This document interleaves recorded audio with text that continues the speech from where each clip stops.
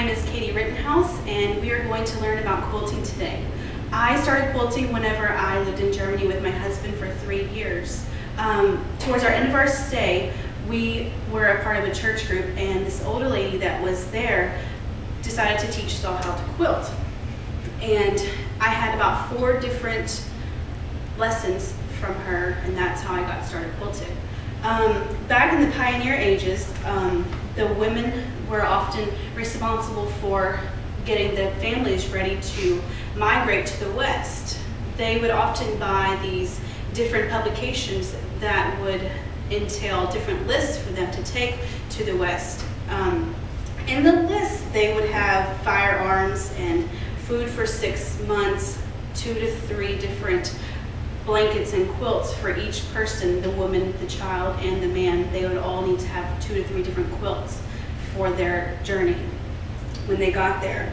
The women, they were very aware of all the dangerous turmoils that they were about to endure, so they were very scared and very afraid to go. And they also did not want to leave their loved ones behind. So they would often make friendship quilts. And like I said before, I was in Germany and I just barely learned how to quilt when I was there. And whenever I left, they made me a friendship quilt then. And so I thought it was very interesting doing my research that I found out that they also made quilts just like my friends made me quilts whenever I was about to leave. They often knew that they weren't going to be able to see their friends and loved ones ever again, so that's why they made the quilts, so they could hold on to the memories of whenever they were with their friends, so that it would make their separation from their friends and loved ones a lot easier. Along the journey, they often used quilts for the soldiers and the pioneers to sit on whenever they were on their journey. They often used quilts to cover their wagons, to keep the cold and the wind and the dust from getting into their wagons.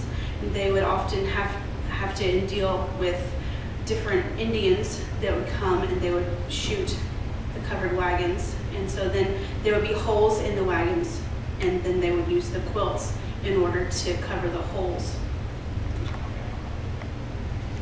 Unfortunately, sometimes they would occur deaths from the Indians that would come, and they would kill some of the people. So sometimes they would have to bury the people, and they would often wrap their loved ones in with the quilts, so that would symbolize their love for their loved ones that they had to bury.